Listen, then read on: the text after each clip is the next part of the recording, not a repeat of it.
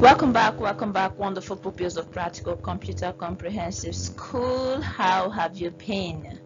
Yes, this is another tutorial video, and we are looking at the subject Religion and National Values for Basic 4. Is your auntie, Miss Genevieve Onyekure. And our theme under Religion and National Values is what? Civic Education. I repeat, civic education. Again, civic education. And the topic we are looking at is the meaning of social injustice. Social injustice. Injustice is something we observe around us. It is just like corruption, and it is just like conflict. It is just like a whole lot of things, and in some cases and in some areas in the country or in the world, it is mostly experienced. It is always experienced. It is something that happens regularly, especially in Nigeria. So we'll be talking about this as our topic, and all you have to do to understand better is to pay close attention.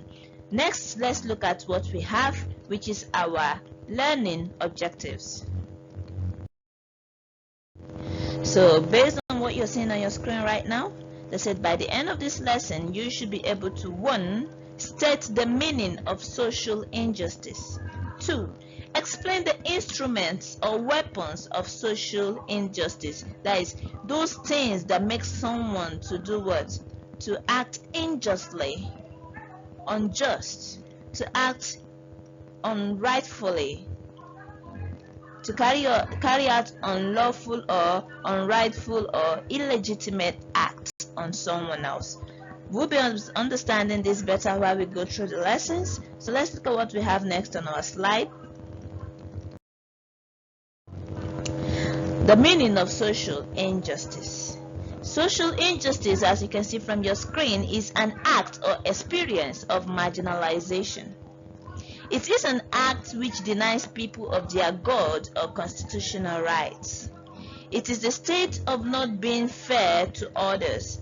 When the rights of a set of people are denied, it is called social injustice. Right to religion. Right now I'm teaching you this thing, and we could observe that somewhere around around August, the 3rd week or early 4th week, around Monday or what, something happened at Enugu. The policemen killed a whole lot of IPOB members where they were worshiping, where they were praying. You can see this as an act of infringement, denial on the right to do what? To worship who you want to worship. Right to religion, right to freedom. So they infringe their right, and that act is an act of what? Social injustice. When somebody stops you from doing that thing you want to do, when someone prevents you, you have every right. Like now, you have every right to learn.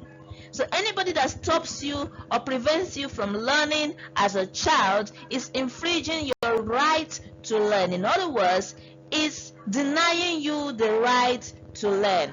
And what do you have to do about this? Yes, you tell me.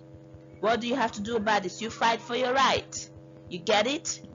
Right. So now let's look at how people indirectly deny us our right to do what we ought to do.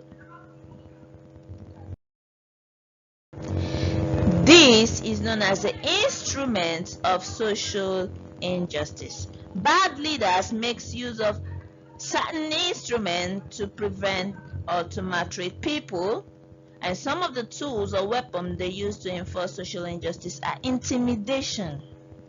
If you do this, I will shoot you. If you do this, you will go to prison. If you dare talk, if you come out and protest, say you're fighting for your freedom or your right, I will do what? I will capture all of you and strangle you to death, and you wouldn't talk again because you've been intimidated, you've been threatened. Intimidation, they say they will arrest you. Allegations, they will blame, they will make false allegations on you, they will just blame you for things you didn't do, and you will carry out the consequences of those things you didn't do. Violence and influence. Next is population. Like the saying goes, the majority carries the vote. A few number of people may be in a class of 10, 2 people don't like the window closed, while 8 likes it closed. And normally the windows should be open, but just because 8 wants it closed because they're doing something bad, they want the windows closed, you now close the window, because the people that want it closed are more than the people that want it open. If you talk, they will subdue you, they'll beat the 2 of you up, and you have to shut up. That is what? Social injustice. A larger group of people can use their number or majority to deny the minority their rights, especially the bourgeois. They deny the proletariats their rights.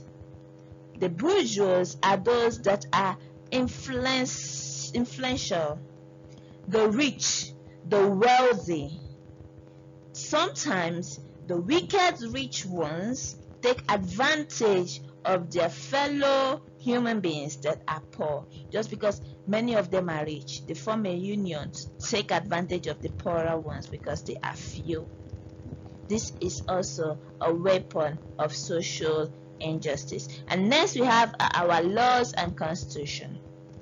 There are certain clauses in the constitution, certain statements, certain rules, certain regulations that are stated in the constitution that favors some people and doesn't favor the other people. As it is observed that we have bias in the rule,